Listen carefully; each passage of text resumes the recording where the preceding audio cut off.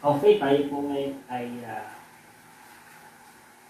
magpapatuloy sa ating pag-aaral.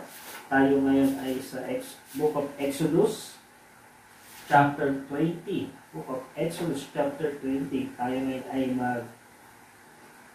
dig in deeper na to the 10 commandments, 10 utos ng ating Panginoon.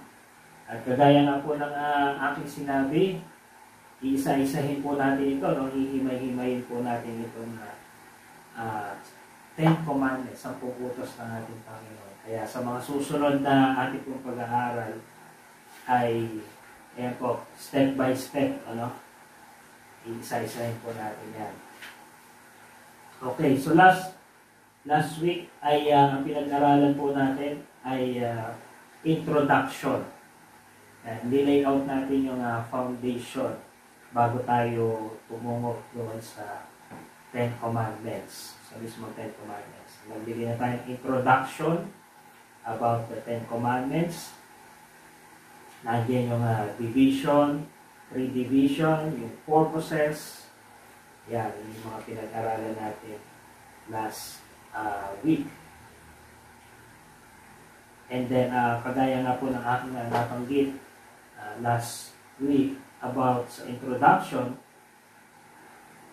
the 10 Commandments, for every Christian nation, kagaya na sa atin, for example sa ating Pilipinas, isang Christian nation, majority ang Christian nation or country, yung ating legal structure, yung ating mga batas, ordinances, constitution, yan, we're all based or originated.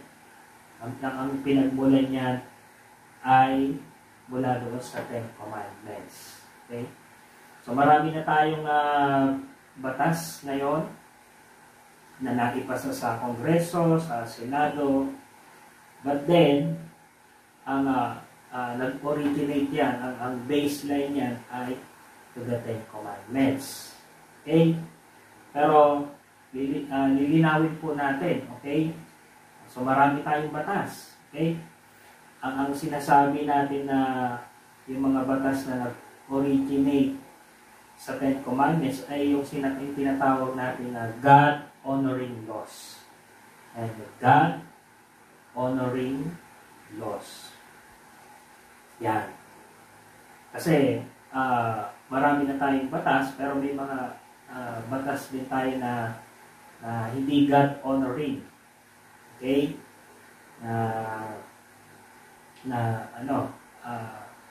Hindi tama, yan, sa pagpapalit-palit ng mga leaders, generations, yan, may mga batas din tayo na sabihin natin hindi God-honoring.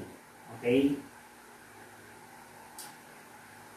Kaya, ang sinasabi po natin dito, yung mga batas na nag-originate sa 10 Commandments, yung lahat ng God-honoring laws. Yung mga bad laws ay hindi kasama yun. It's not included. Okay? So, yung 3 division, yung Old Testament, kung matatandaan nyo po, moral, ceremonial, and dietary. Ayan, yung tatlong division ng Old Testament.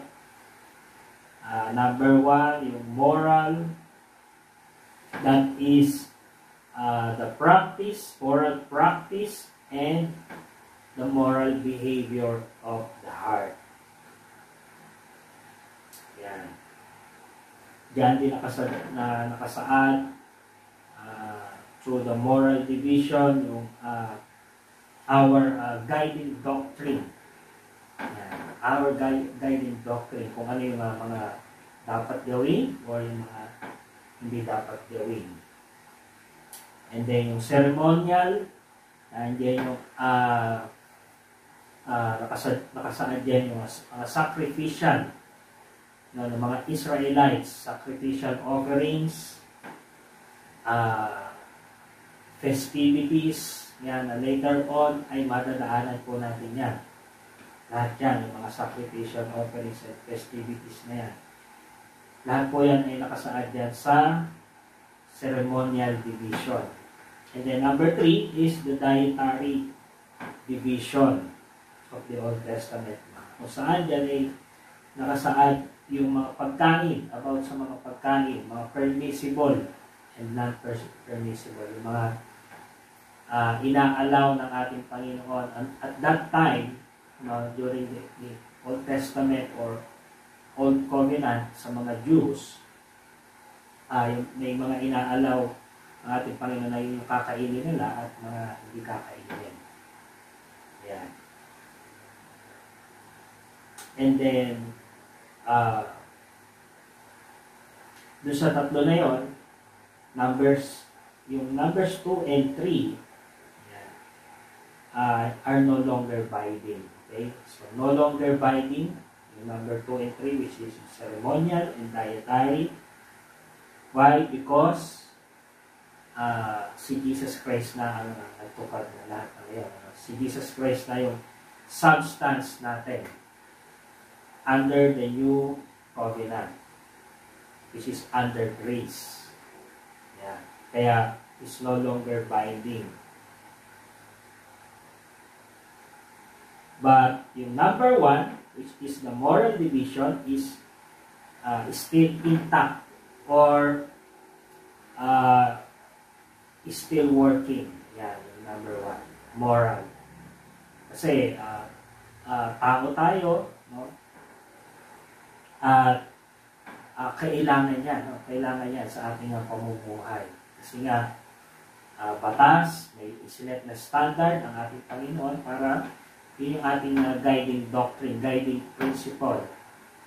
Okay? Kasi kung wala yun, alam niyo naman, magkakaiba tayo ng opinion. Siyempre, di ba? So, kaya kailangan may isang guiding doctrine na susundin. Kasi kung wala yun, talagang magkakagulo. Ano? Kasi ang gagawin lang ng mga tao ay yung kung ano yung tama sa kanyang pakiramdam o kung ano yung tama sa kanyang paningin. Ano? Kasi magkakaiba nga tayo na isip. Okay? Kaya mayroong isang guiding principle, guiding doctrine na yung sinet na standard ng ating Panginoon. Kaya napakahalaga, no? Yung number 1, which is the moral division, is still intact.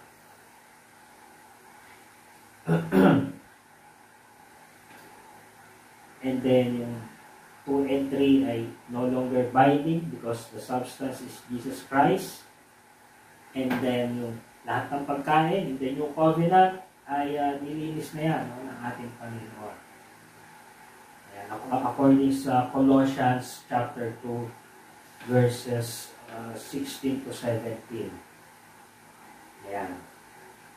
Ang substance is si Jesus Christ. Sabi niya ni Apostle Paul, let no one judge you by food or drink or by festivals, new moon, or Sabbaths, which are a shadow, but the substance is of Jesus Christ. Si Jesus Christ yung substance ng lahat ng yan. Kaya it is no longer binding in us. And then, sabi ni Jesus Christ mismo in the book of Mark 7:18 to 23, na hindi yung pagkain ang nagpaparumi sa tao, kundi yung lumalabas kanyang bibig. Which is, ano ba yung lumalabas sa bibig? Yung kung ano yung nanggagaling sa iyong puso. Diba? May pinanggagalingan yung lumalabas sa iyong bibig, sa iyong mga kilos. Diba? Ang sabi ng Bible, out of the abundance of the heart, the mouth speaks. Kung ano yung nasa puso mo, ay yun din yung lalabas sa iyong bibig, sa iyong pananalita, sa iyong pagkilos, kasi yun yung nasa puso mo. Diba? At sabi ng Panginoon, yun yung nagpaparumi at nilagay ng ating Panginoon din yun, diba? Kung ano yung mga bagay na nagpaparumi sa isang tao. Hindi yung pagkain. Kasi sabi doon ni Jesus Christ, kumain ka, i-digest ng iyong stomach, and then later on, ilalabas mo rin, ipa-flush out mo rin. Okay? Kaya, in the New Covenant, ay, sabi doon, mas lalo pang itinaas ng ating Panginoon yung bar or yung standard from the Old Testament na mas lalo pang ni-raise ni Jesus Christ. Sa papaano, for example, from the Ten Commandments dito sa Old Testament, sabi doon, huwag kang papatay. Diba? Thou shalt not murder. Kalagay doon, thou shalt not murder. But in the New Covenant, kay Jesus Christ, ni-raise up pa niya. Sabi ni Jesus Christ, kahit hindi ka pumatay physically, pero kung inisip mo yung sa iyong kapwa, hindi maganda, na parang mo na rin siyang pinatay, yun, kasala ka na.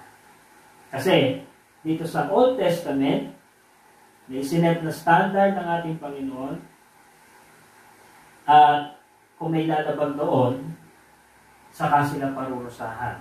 Diba? Kapag may lumabag, nahuli sila, at napatunayan na lumabag sila sa utos, tsaka pa lamang sila paparusahan. Diba? Pero in the New Testament, in the New Covenant, hindi mo pa ginagawa, nasa isip mo pa lang, huli ka na. Diba? Kasi, bago mo gawin ang isang bagay, diba? Ano yan eh? Naglalaro na yan sa iyong isip. Okay? Kaya, ganun, ano? Ni-raise ni Jesus Christ yung standard in the New Testament. Same with adultery, yan. Same with covetousness. Hindi mo pa actual na ginagawa. Pero kung yan ay nasa isip at puso mo na, nagkasala ka na. So, ganun, ano? Ang ginawa natin. And then, 3 purposes of the Old Testament law. Number 1 is to explain what sin is. Yun, isa sa purpose ng Old Testament law. Ayan. To explain what sin is. According sa Romans chapter 7 verse 7, according kay Apostle Paul, about sa covetousness, hindi malalaman ng isang tao na meron palang ganong covetousness, yung nagnanasa ka sa pagmamay-ari ng iba. Diba? Yun yung covetousness eh. Pinagnanasahan mo yung pagmamay-ari ng ibang tao. Which is, hindi mo malalaman sa sarili mo kung wala yung commandments. Yan. Kaya yun yung isa sa purpose. To explain what sin is. And then number 2, to expose the sin inside of us. Okay? Kaya itong commandments na inilabas ng ating Panginoon, ibinigay kay Moses and then to the children of Israel. Kapatid, ano po ito? To expose their sin. Or, hindi sa kanila, to the whole humanity. To expose the sin in us. Ibig sabihin mga kapatid, hindi na ito bago sa atin. Okay? Hindi na bago sa atin ito. Kasi, remember, we are sinners. We are tainted with sin. Remember, yung fall ni Adam and Eve, nagkasala sila, pumasok yung sin throughout the humanity hanggang sa ating panahon at sa mga susunod pang generation. We are tainted with sin. Okay, kaya yung mga nakalagay dito, hindi na bago yan. No? to expose yung sin na nasa sa atin. Okay?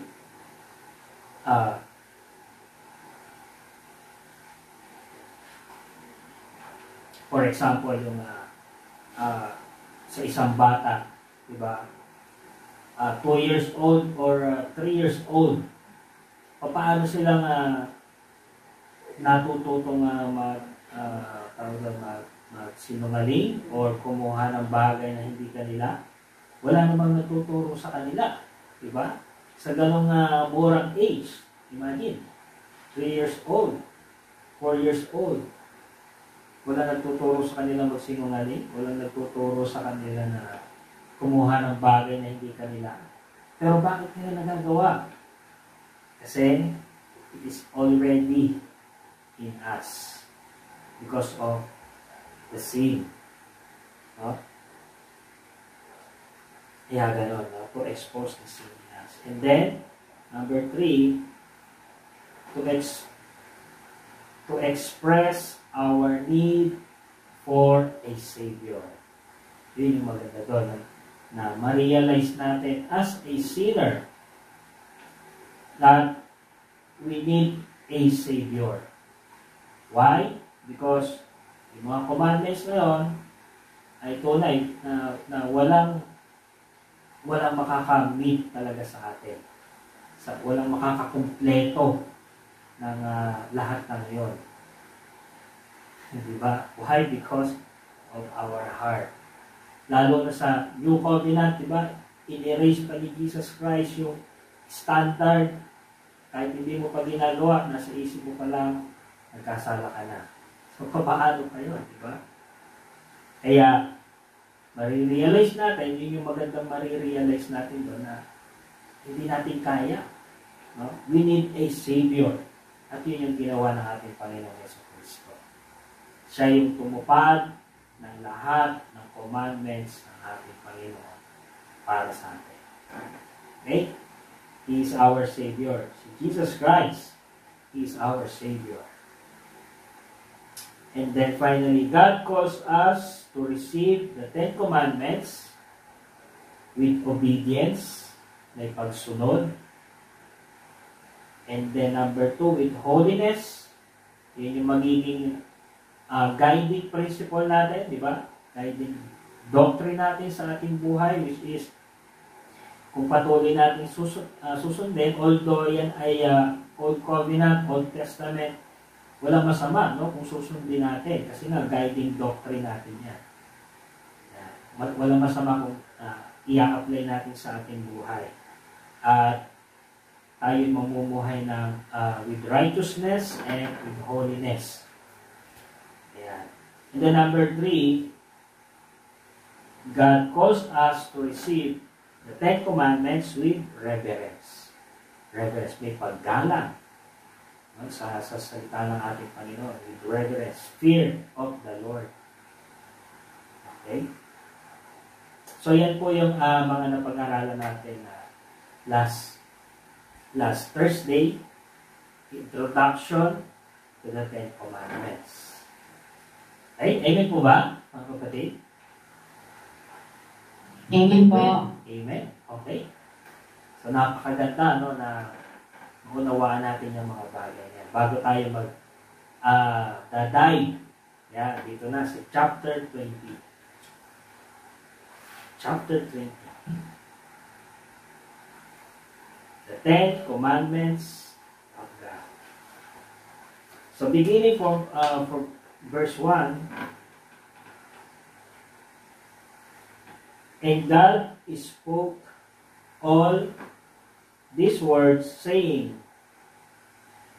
verse 2, I am the Lord your God, who brought you out of the land of Egypt, out of the house of bondage. I am the Lord your God. At sabi ng ating Panginoon kay Moses, and to the children of Israel, Moses, I am. Diba? I am the Lord your God. Ibig sabihin, I am your salvation. Remember yung meaning ng pangalan ng ating Panginoon. Lord, capital L-O-R-D. Lord, Yahweh, Jehovah. Ang meaning po ng mga kapatid is salvation. God is our salvation. God is my salvation. Yun po yung meaning ng pangalan ng ating Panginoon. Yahweh, Yeshua, or Jesus Christ, same meaning, salvation, kaligtasan. Kaya sabi ng Panginoon, I am the Lord your God. I am your salvation. And truly, ating Panginoon, He is our salvation. He is the God of our salvation. Kaya sabi ng Panginoon, ako ang nagligtas sa inyo at naglabas sa inyo mula doon sa Ehipto. Na kung saan sila ay naging alipin for 400 years. Inilabas sila ng ating Panginoong doon. Out of bondage. No? Out of slavery. Yan. So, commandment number 1. Ito na. Verse number 3. Commandment number 1. Sabi ng Panginoon, you shall have no other gods before me. You shall have no other gods before me.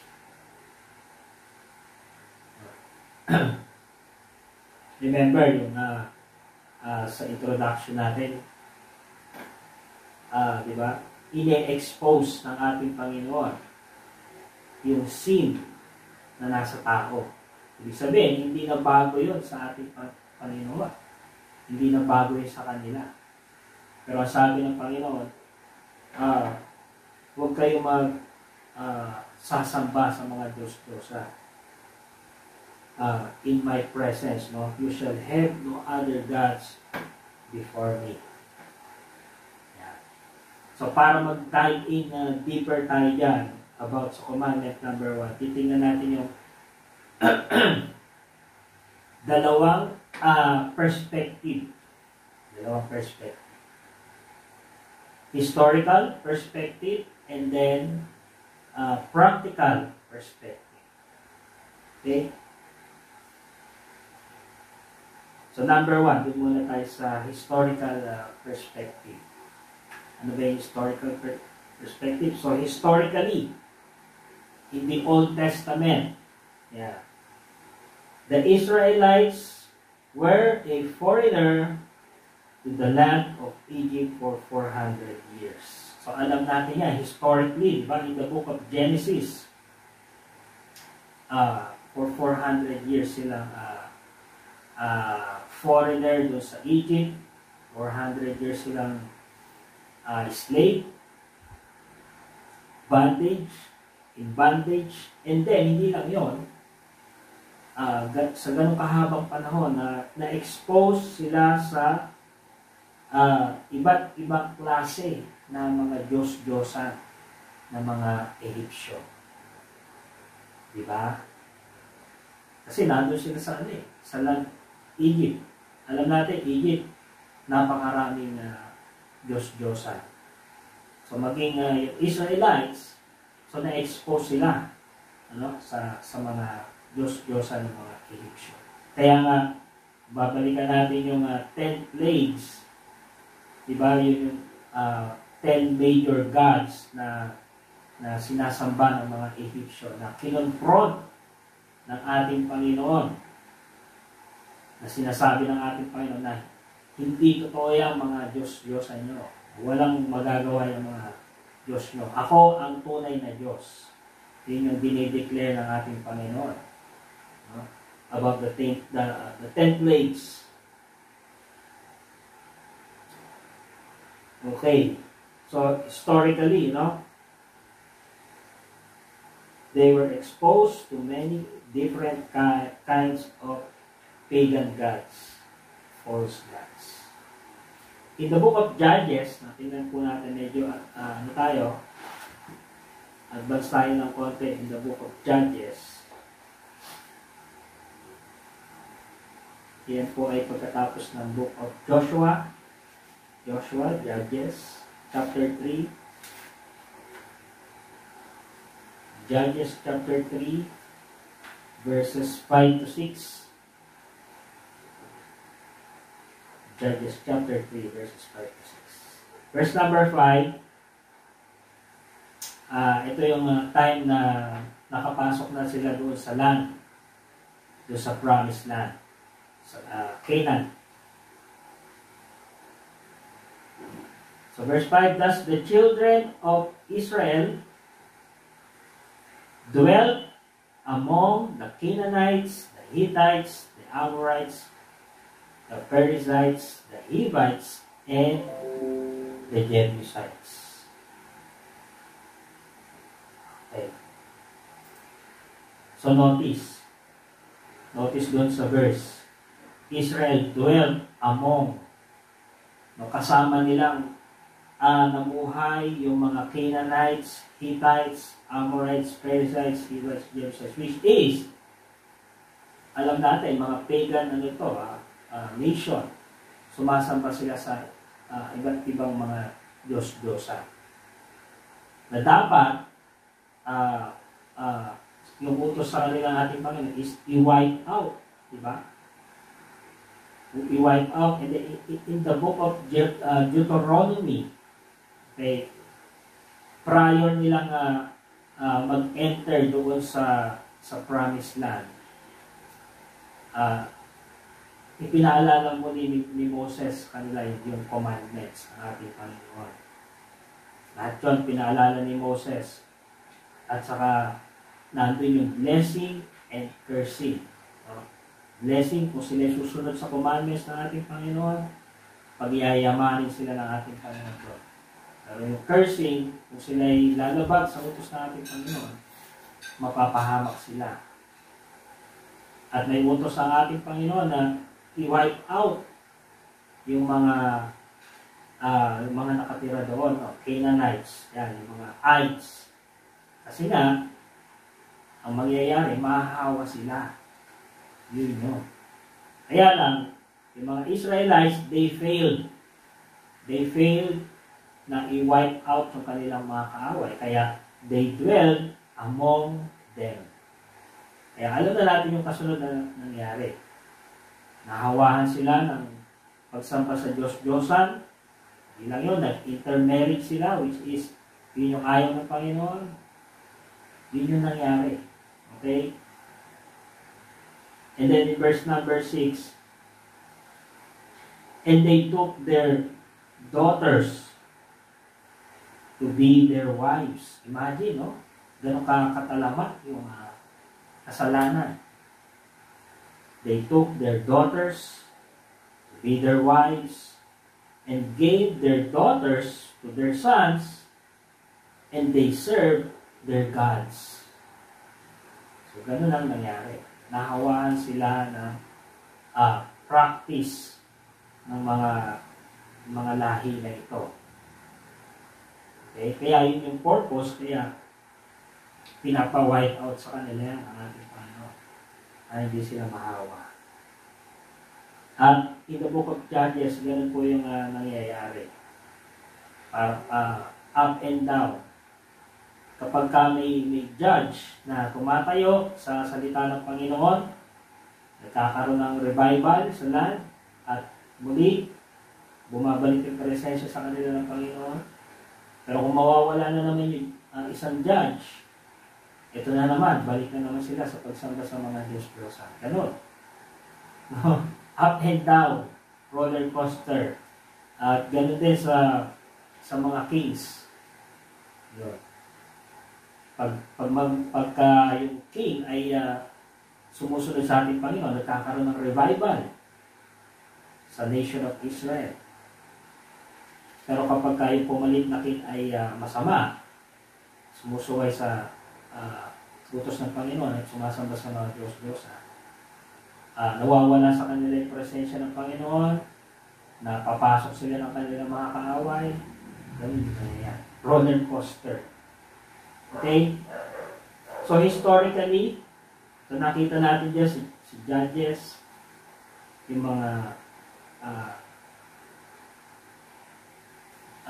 yung iba't ibang lahi na may mga kanya-kanya mga Diyos-Diyosan. So false gods, ancient gods of Israel. So number 1 na dyan is yung kay Baal at saka kay Asherah. Ito yung mga pagan gods ng mga Canaanites. Kay Baal, si Baal at saka si Asherah. Which means the god or the goddess of sex and fertility. Yan. In the book of 1 Kings chapter 18 verses 18 to 29, so hindi natin babasahin isa-isa ko. Medyo isa-summarize ko na lang yung pangyayari. Later on, mamaya pwede nyo pong balikan. 1 Kings chapter 18 verses 18 to 29. But ito po yung event ng kay Prophet Elijah. Kung matatandaan nyo, ano? Kay Prophet Elijah at saka kay at that time, ang king ay si King Ahab. Sabi doon, isa sa mga naging wicked king ng Israel, King Ahab, na kung saan ay inasawa niya si Jezebel. Si Jezebel ay anak ng Sidonian king. At sila rin ay maging sila sumasamba sa mga Diyos-Diyosan, pagan gods. So si Jezebel, inasawa ni King Ahab, na alam natin, bawal yung intermarry. Pero dahil nga ganon, no? Talamak yung kasalanan, ginagawa pa rin nila. So ang nangyari, itong story nito ay ito yung showdown ni Prophet Elijah at saka nung mga prophet ni Baal at saka ni Asherah. Hinamon ni Prophet Elijah yung mga prophets ni Baal para showdown tayo, no? Showdown tayo, sabi ni inano ko lang, i-reiterate ko na lang. Alam ko naman, pamilya kayo sa story na yan. Pero hinamon sila ni Prophet Elijah. Showdown tayo para malaman natin kung sino ba talaga yung tunay na Diyos na pinaglilingkuran. Doon sa doon niya sa Mount Carmel. Mount Carmel, which is, yung meaning niya ay vineyard of God. Dalawang Hebrew word siya, Karam El. Vineyard of God. Doon niya hinamon yung mga prophets ni Baal, which is 450. Imagine, 450 prophets ni Baal at saka 450 prophets ni Asherah. Hinamon ni Prophet Elijah. Ganun ka-confident si Prophet Elijah. Why? Kasi alam niya na totoo, buhay yung Diyos na kanyang pinaglilingkuran. Kaya ganun siya ka-confident na hamunin yung mga prophets ni Baal na alam ni Prophet Elijah na hindi tunay ni Diyos yung mga sinasamba nila. Okay? Kaya lang nakakalungkot doon, Israel ay nabulig sa pagsamba sa Diyos-Diyosan. Kasi nga, yung hari, si King Ahab, ay gano'n, no? Siya yung leader. Kaya yung mga follower niya, gano'n din, ang ginagawa, sumasamba sa mga Diyos-Diyosan. Kaya sabi ni Prophet Elijah sa mga Israelites, how long you falter between two opinions? How long you falter between two opinions? Sabi ni Prophet Elijah, pumili kayo. Pumili lang kayo sa God of Israel or dyan kay Baal o Asherah. Dalawa lang yung pagpipilian nyo. Kaya sabi doon, nakasagot sa kanya. So nagkaroon ng showdown at pinanguna ni Prophet Elijah yung mga propeta ni Baal na magpapaapoy doon sa mga handog, kaya nagpatay ng mga handog doon. At kailangan tutupukin yun, tutupukin yung mga handog. Kaya nangyari, nauna yung mga propeta ni Baal, nagpatay ng mga handog, and then doon sila, sasayaw-sayaw sila doon, mga ritual para tupukin yung handog, pero walang nangyari. Kaya si Prophet Elijah, sabi ni Prophet Elijah, sige pa, galingan nyo pa. Galingan nyo pa, baka hindi kayo naririnig ng inyong mga Diyos. O baka busy, sabi ko, baka busy, may ginagawa yung inyong mga Diyos, kaya walang nangyayari. Hanggang sa yung mga prophets, diba, ay sugat-sugat na, diba? Sinusugatan na yung sarili, yung dugo, ganyan. So, diba, familiar tayo sa ganyan. Pag isa sa ating panahon na yun. Diba, nakikita nyo, nangyayari pa rin, diba? Yung mga nagsusugat sa sarili, diba, papapapo sa krus, yan. So, walang nangyayari, at ganun pa rin sinasabi ni Prophet Elijah, sige, galingan niyo pa, baka namamasyal yung inyong Diyos. So, very sarcastic, yung sinasabi ni Prophet Elijah. Why? Kasi, sinasabi sa kanila ni Prophet Elijah na hindi totoo yung mga Diyos, no? Hindi totoo yan.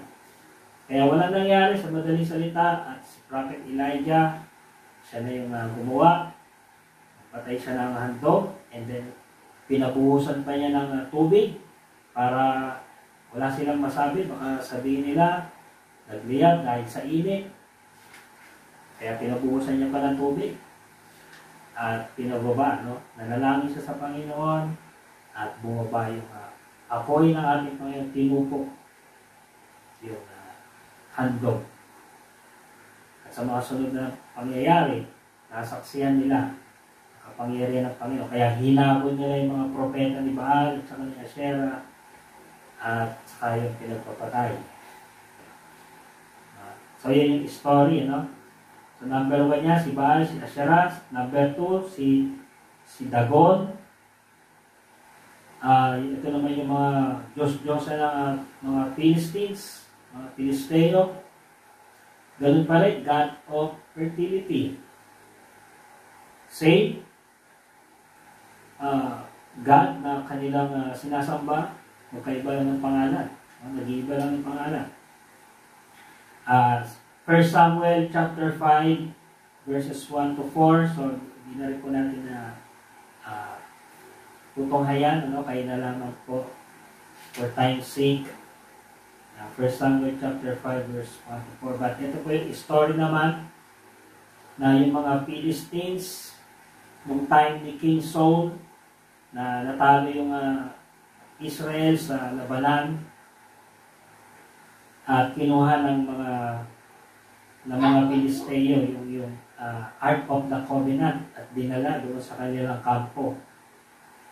At sabi doon, itinabi ng mga Filisteo yung Ark of the Covenant doon kay Dagon, na Diyos-Diyosan na kanilang sinasamba. At sabi doon, nakita nila ng umaga, si Dagon ay nakabow down doon sa Ark of the Covenant. Ayan, nakita ng mga Filisteo. Kaya, ilayos nila, pinayo ulit nila, at yung sumunod na araw, pagtingin nila ng umaga, gano'n na naman yung nangyari. Si Dagon ay nakabow down na naman doon sa Ark of the Covenant. At this time, nabasag yung kanyang, natanggal yung kanyang kamay, at saka ulo. At saka Pero ganun pa rin, inayos pa rin nila. Binalik yung kamay, binalik yung ulo, inayo ulit. And then, yung sumunod ay binigyan na sila ng ating Panginoon ng sakit, no? Tumor, sabi nyo, mga bukol. Kaya nagpa siya yung mga Pilisteo na isauli yung Ark of the Covenant sa mga Israelites. Yan. So si Dagon, God ng mga Philistine, fertility. At from the replica, ang itsura ni Dagon ay half man at saka half fish. So yun yung itsura niya, yung replica. Half man, half fish. So isipin nyo, may nakikita ba kayo ganyan sa movie? Meron, di ba? Matatandaan niya si Aquaman. Di ba? Yan, Greek gods, di ba? Kung matatandaan niyo yung movie na yung Marvel, di ba? Yung mga Marvel superheroes, at saka yung mga Greek gods, yan, si Aquaman, si Thor, nag-mix up, kaya tinawag silang mga Avengers. Di ba? Si Aquaman, half man, half fish. Yan.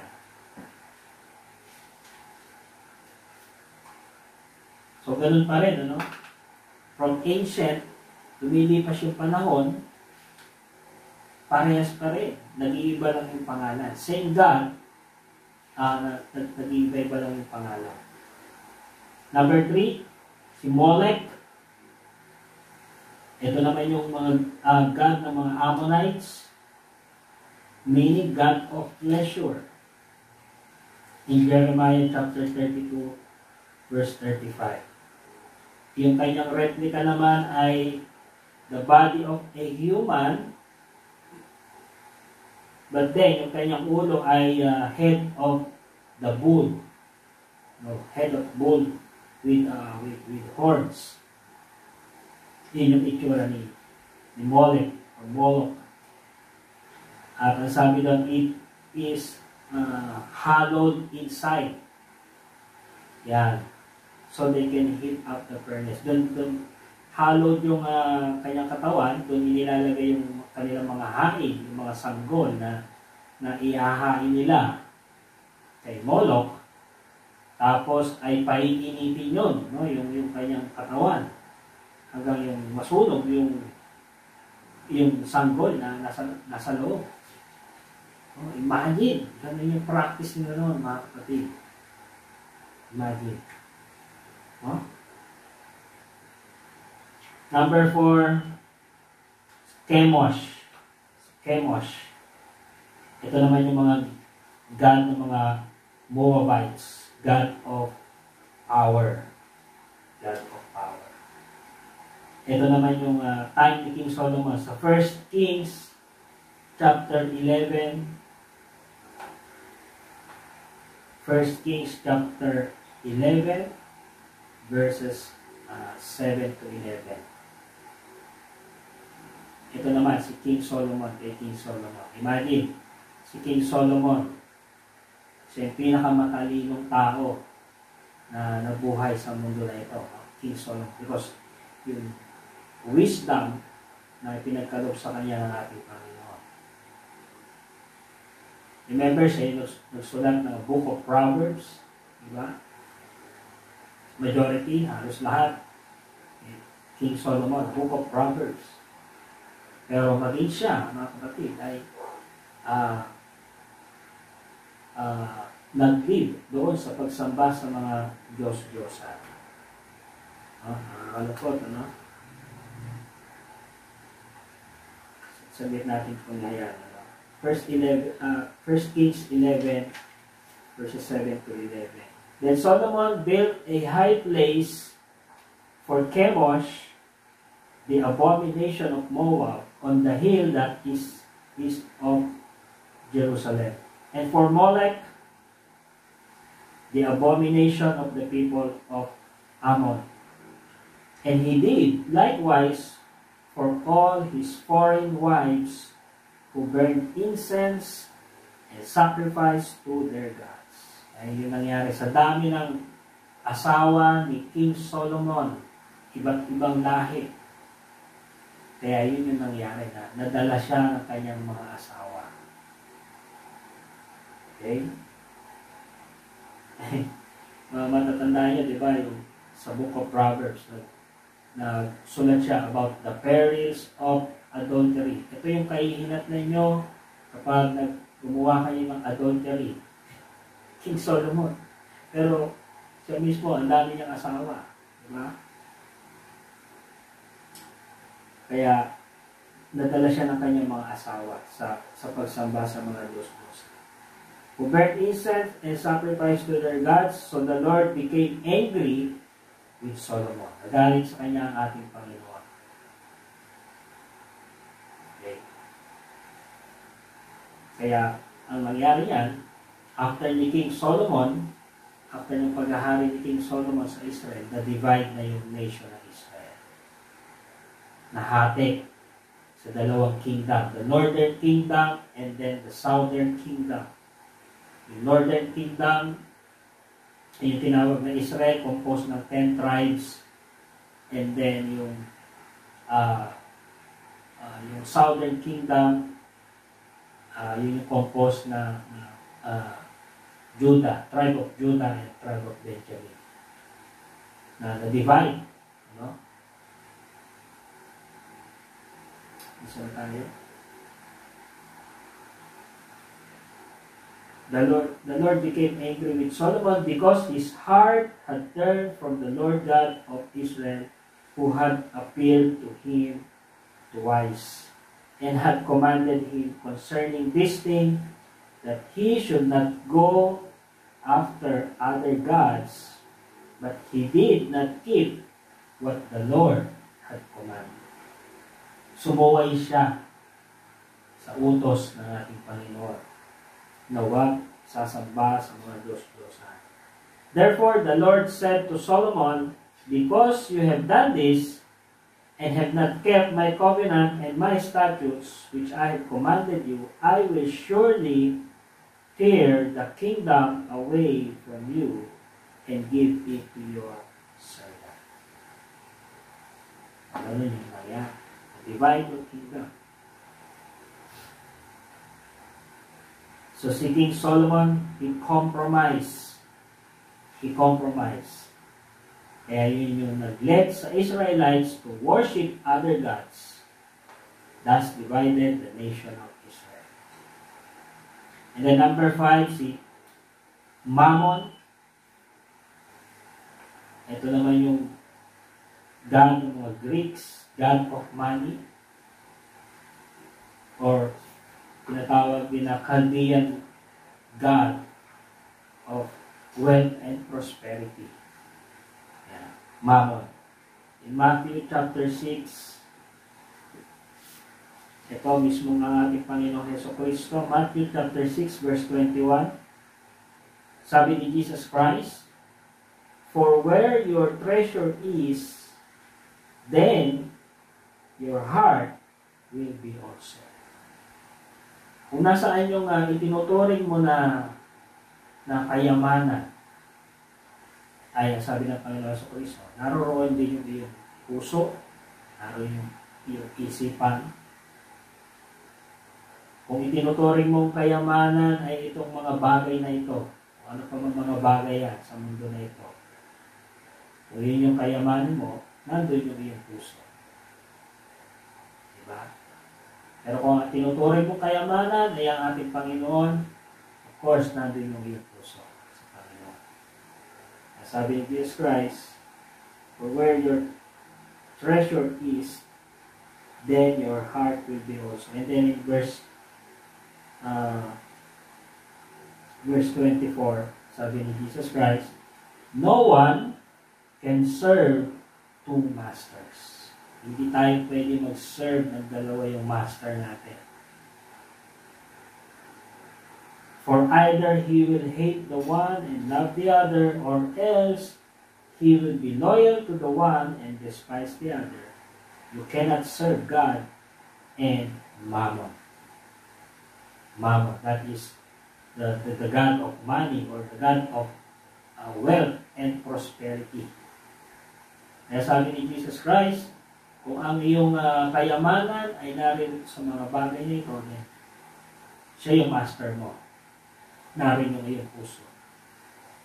Kung nasa Panginoon, then siya yung iyong master. Siya yung master natin, ang ating Panginoon. So natin yung ating puso. Pipili ka lang, no? Choose kung anong side. Walang gitna, ano? Hindi pwedeng sa gitna. Kasi ang sabi ni Jesus Christ, hindi mo pwedeng paglingkuran yung dalawa ng Diyos. Kasi hindi papayagan ng isang Diyos na naglilingkod ka sa Kanya and then serving another gods. No? Hindi pwede. So mamili, no? Pipili na tayo. Okay?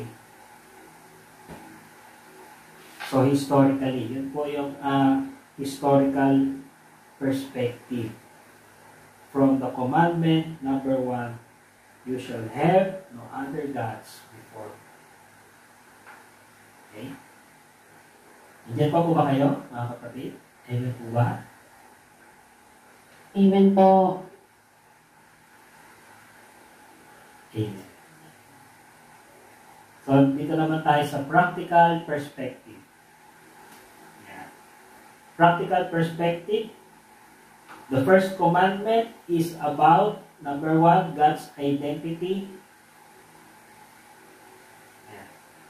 First commandment is about God's identity.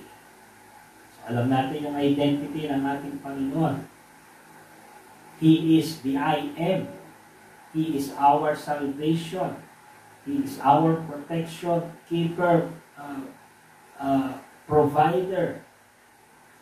He is our strong tower. Alam natin yung identity. No? Dapat alam natin yung identity ng ating Panginoon. Sapagkat siya yung Diyos na ating pinaglilingkuran.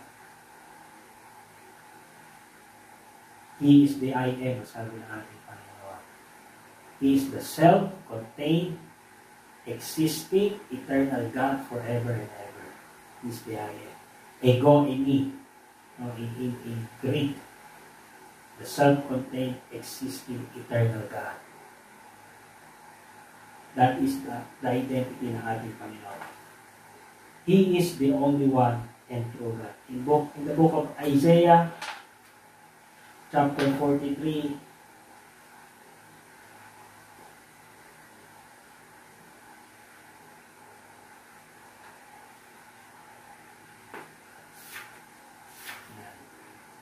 Book of Isaiah, bandang gitna po ng inyong mga Bibles. Isaiah 43 verses 1 to 5. Sabi ng Panginoon, but now, thus says the Lord, who created you, O Jacob, or Israel. And he who formed you, O Israel, fear not, for I have redeemed you. I called you by your name, you are mine. When you pass through the waters, I will be with you. And through the rivers, they shall not overflow you. When you walk through the fire, you shall not be burned, nor shall the flame scorch you, for I am the Lord your God, the Holy One of Israel, your Savior. I gave Egypt for your ransom, Ethiopia and Sheba in your place, since you were precious in my sight. You have been honored, and I have loved you. Therefore, I will give men for you and people for your life. Fear not, for I am with you. That is the identity ng ating Panginoon. Ganun siya makapangyarihan. He is the Almighty, all-powerful God, all-knowing God, all-present God. Yeah. And then, number 2, the first commandment is about our fidelity. our fidelity or truthfulness or katapatan. Okay? So, first commandment, kung nasa isip natin yung first commandment, you shall have no other gods before me, sabi ng ating Panginoon. And then, sinasabi ng ating Panginoon, this is me, this is my identity to you. I am your Savior, I am your salvation, I am your keeper, I am your protector, I am your provider, I am your strength, I am your strong power, I am your everything. Diba? Sinasabi ng ating Panginoon. That is His identity bilang ating Panginoon. But, sa atin naman, our fidelity, our truthfulness, yung ating katapatan. Okay? Now, binanggit natin yung mga Diyos-Diyosan kanina, historically. Then, iisipin natin, Pastor, ano ba naman yung mga yan? Bakit naman sila masasamba sa mga Diyos-Diyosan na gano'n? Siyempre, sa panahon natin, Pastor, wala na yung mga ganyan. So, remember, yung sabi ko kanina, from ancient gods, no, hanggang sa lumilipas yung mga henerasyon, hindi sila nawawala. Nag-i-evolve lang yung kanilang pangalan. Andun pa rin, naka-embed na sa culture ng tao. From generations to generations, nandoon pa rin. Same God. Bago lang ang pangalan. Okay? For example, itong si Asherah. Si Asherah, nag-evolve yung kanyang pangalan, naging Ishtar. Okay? At sa panahon natin ngayon, saan yung tinatawag na Easter? O, di ba? Nag-evolve lang yung pangalan. Same. Sa inyo naririnig yung Easter. Sa tuwing mahal na araw, di ba? Holy Week. Bakit may Easter, tinatawag sila? Easter egg hunting. No? Kung titingnan mo, anong kinalaman dun sa Passion of the Christ? Anong kinalaman dun sa Holy Week? Easter egg hunting. Ano yun? Diba? Titingin mo, completely walang relevance yun doon sa commemoration na ginagawa during the Holy Week. The Passion of the Christ. You see? Diba? At kung makikita nyo, sinasabi nila, fertility. So, anong connect doon? Diba? So, you see, pinapakita lang natin na hindi nawala, no, yung mga Diyos-Diyosan nila. Nagpalit lang ng pangalan, pero naroon pa rin sila. And watch out, no? Baka mamaya hindi tayo aware, ano, na nai-involve tayo sa mga ganon. Okay?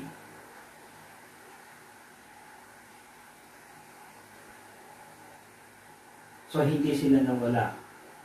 For example, si Baal and Asherah, nag-iba lang sila ng forma, in the form of pornography, no, sa ating panahon ngayon. Pornografiya. Ako saan maraming nalululong na mga kabataan, diba? Babae, mga kalalaki, pornography. Diba? Hindi na kabataan, kundi maraming nasisirang buhay. Mga marriages na nasisira dahil dyan. Sa panahon natin, pornography, yung mga online dating, meron na mga ganyan. Diba? Napakarami na yan. Online dating. One click lang. You see? So, ganun pa rin. Diba? Naroon pa rin sila, naka-embed na sa culture. Okay? Kaya, maging aware po tayo, no, sa mga ganyan. The names were changed, but the same pagan gods. Okay? At take note, no? Even tayo mga believers, mga kapatid, are not exempted to the gods or idols in our life. Hindi po tayo exempted yan. Ano ba yung tinatawag na gods or idols in our life? Ibig sabihin lamang po na mga kapatid, kapag yung iyong puso, yung iyong atensyon, yung iyong pamumuhay ay nakatuon sa bagay na yun other than sa ating Panginoon, yun yung form ng idol or God sa ating buhay. Diba? Pwedeng yung iyong trabaho, diba? Pwedeng trabaho, pwedeng sa pamilya, although hindi naman masama sa pamilya, of course, diba? Pero kung above na yon, humihigit na yon sa ating panahon, anything na sa ating buhay, meron tayong isang bagay na kinahuhumalingan, na naroon na yung ating puso, isipan, above na sa ating Panginoon, yun ay nagiging idol ng ating buhay.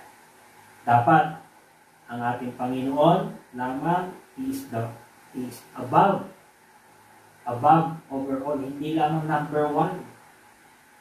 Dapat He is above overall sa ating buhay. At, sabi ng Panginoon, no other gods before me. You shall have no other gods before me. Ako lang ang iyong Diyos. Why? Kasi sabi ng Panginoon, my identity, ako lamang yung nag-iisa at tunay na Diyos. Diba? You shall have no other gods before me. Kasi baka inisip natin, okay, ito ang Panginoon, and then, mayroon ka ng mga idol sa ilalim. So, hindi, no? Wala. Isa lang ang ating Panginoon. Isa lang ang ating Diyos. At yun ay ang ating Panginoon. Okay.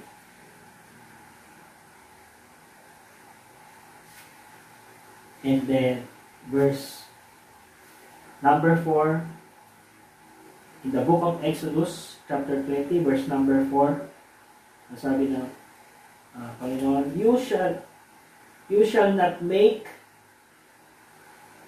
for yourself a carved image, any likeness of anything that is in heaven above, or that is in the earth beneath, or that is in the water under the earth. Verse 5, you shall not bow down to them, nor serve them. For I, the Lord your God, I am a jealous God, visiting the iniquity of the fathers upon the children to the third and fourth generations of those who hate me. And then finally, in verse number 6, but showing mercy to thousands, to those who love me and keep my commandments. You shall not make yourself a carved image. A carved image. An idol. An idol. Now, question, no? Why does a man make for himself an idol or image? Bakit ba gumagawa pa rin, no? Bakit ba gumagawa pa rin ang tao ng carved image? Yung iba, yung mga image, carved image. Ngayon sinasabi na ng ating Panginoon na ako ang Diyos. Bakit pa rin yung tao gumagawa pa rin, ano? May image pa rin. Where does it come from? Saan nagmumula? comes from the heart. Doon, sa puso, nagmumula. From sin and rebellion. Sin and rebellion. Sinasabi na nga ng ating Panginoon, ako lamang ang tunay na Diyos. Pero bakit may mga Diyos-Diyosan pa rin? May mga carved image pa. Sin and rebellion.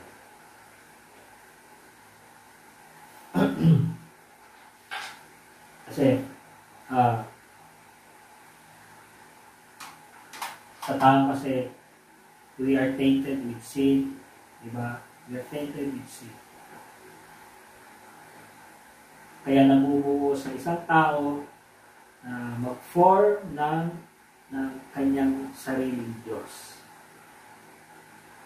Okay? Kapag ang isang tao wala yung kanyang isip sa tunay na Diyos, sa ating Panginoon, so ang tendency ay gagawa siya ng kanyang sariling Diyos. Iniisip niya na kung ako ay Diyos, ay ganito ang gagawin ko. Kung ako ay Diyos, ganun ang gagawin ko. No? That is, kung malayo ang puso ng isang tao sa tunay na Diyos, tendency ay magkaroon siya ng kanyang sariling Diyos. Gagawa siya ng kanyang sariling Diyos. So, he will make for himself a carved image. Okay? So, people make an idol to suffice what they want. To suffice what they want. Kaya ayaw nila dun sa tunay na Diyos. Gumagawa sila ng sarili nilang Diyos. Why? To suffice what they want. Dahil kung sila ay namumuhay sa kasalanan, walang sasaway sa kanila. Walang sasaway sa kanila na even yung binuo nilang Diyos, hindi sila sasaway. Okay? For example, goddess of sex and fertility. Si Baal o si Asherah. Carved image. Isang tao nabubuhay sa ganong pamumuhay. Dahil ngayon ay fake na God, false God, hindi sila sasawayin sa kanilang pamumuhay. Hindi sila itutuwid sa kanilang maling pamumuhay. Kaya, gumagawa sila ng mga gano'n. Ayaw nila doon sa totoong Diyos. So those idols that they make, because it cannot do anything, so those idols are little less than themselves. No power, no nothing. Kasi nga, carved image lang. Wala naman siyang kayang gawin. Wala naman siyang power. At ang hindi magandang epekto nito, no, sa buhay ng isang may Diyos-Diyosan ay magiging progressive. Kung sino yung Diyos na sinasamba mo, ay magiging ganun ka din. Progressive. Nauna sa carving, di ba? Kinarve mo, kahoy, kinarve mo, may nagkaroon ng itsura. Dahil ikaw ay may mata, so nilagyan mo din ang mata. Dahil ikaw may ilong, bibig, ginaya mo. No? Carved image. Then, susunod, you will bow down doon sa carved image na yun. And then, progressive, ano mangyayari? You will become on the God that you worship. Kung ano yung Diyos na, Diyos-Diyosan na sinasamba mo, magiging gamit ka rin. Sabi doon, may ears Sabi ng Bible, may ears pero hindi makarinig. May mata pero hindi makakita. May bibig pero hindi naman makapagsalita. May paa pero hindi naman makalakad. Yeah.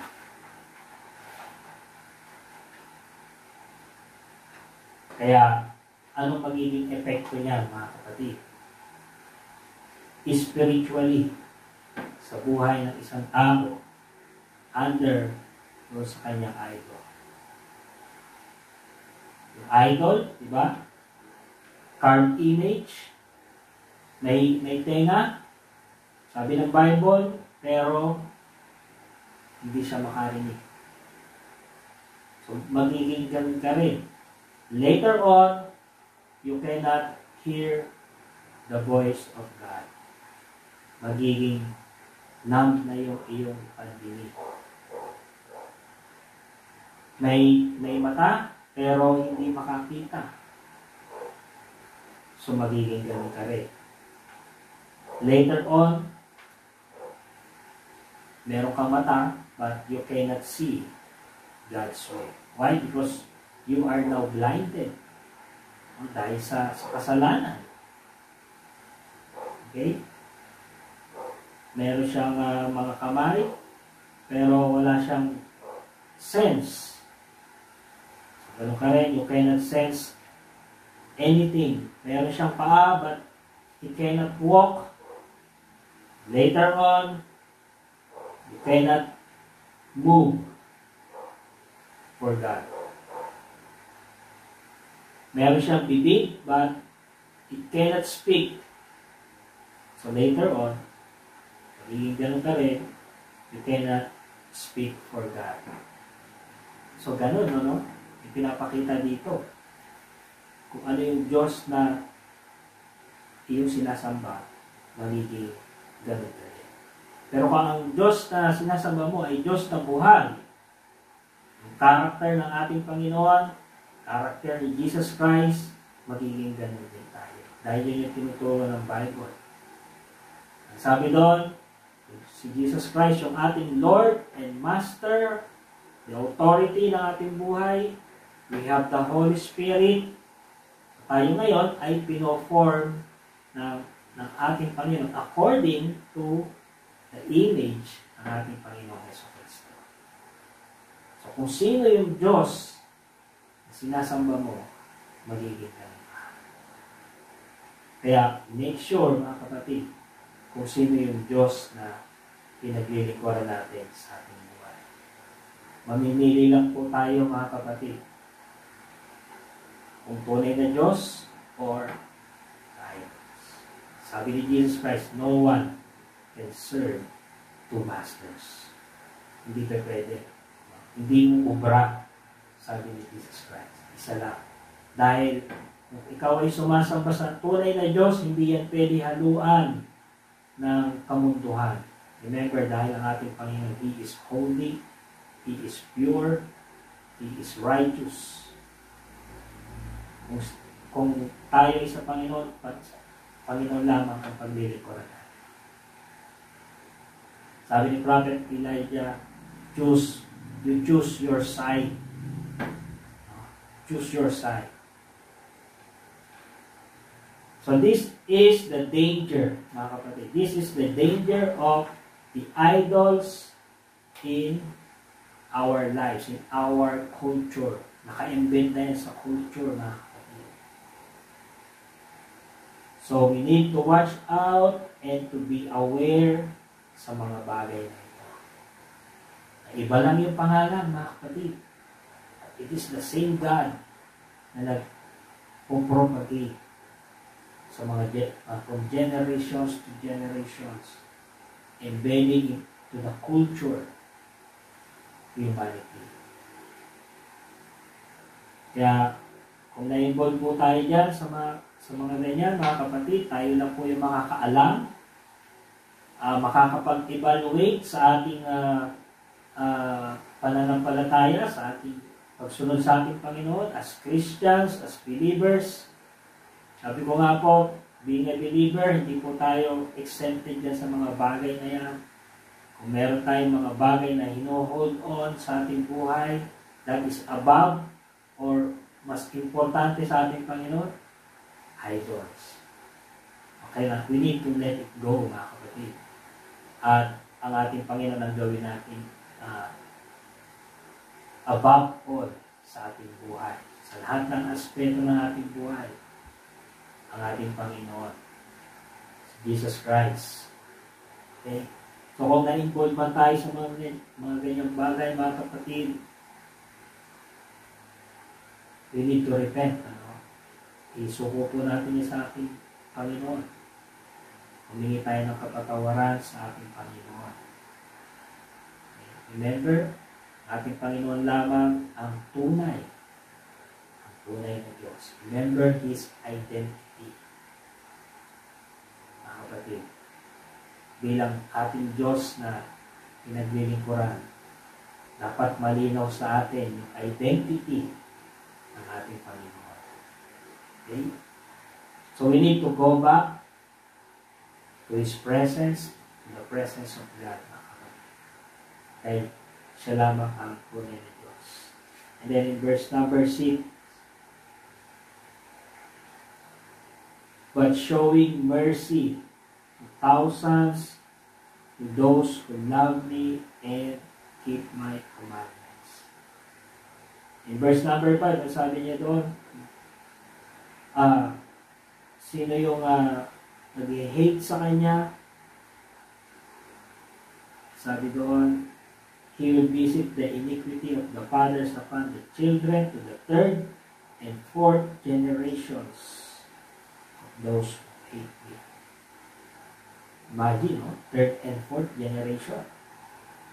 But, verse 6, showing mercy to thousands, to those who love me and keep my commandments. So, anong pipiliin natin, mga kapatid? Anong pipiliin natin? Siyempre, doon tayo sa biyaya ng ating Panginoon. Mercy ng ating Panginoon. Yes, we are sinners. Yes, we are not perfect. Nagkakamali tayo. Nagkakasala tayo. But, sabi doon, God is full of grace. He is full of mercy. At palagi ang Panginoon ay handa na tayo ay lingapin. Nagkamali man tayo, nagkasala tayo. Hindi tayo patawad sa ating Panginoon. Balik tayo sa presensya ng ating Panginoon. Huwag natin hahayaan mga kapatid na mapalayo tayo sa ating Panginoon. Huwag na huwag, mga kapatid. Yun palagi ang i-desire natin. Yun palagi tayo nasa presensya ng ating Panginoon. Dahil inside sa presensya ng ating Panginoon, palagi naroroon ang kapayapaan, kalakasan, kasaganahan, kaligtasan, ano pa lahat, provision, blessing, nandiyan yan. Dahil totoo ang Diyos na pinalilingkuran natin. So yun palagi ang i-desire natin. Always be in the presence ng ating Panginoon. Okay? Amen po ba? Mga kapatid? Amen po. Amen. Amen. So, yun po ang ating study para sa gabi na ito. About the first commandment ng ating Panginoon. You shall have no other gods before me. Tanging ang ating Panginoon lang. Because sabi niya doon, He is a jealous God. Ayaw niya na may iba kang pinaglilingkuran, ayaw niya na may iba kang attention sa ating Panginoon.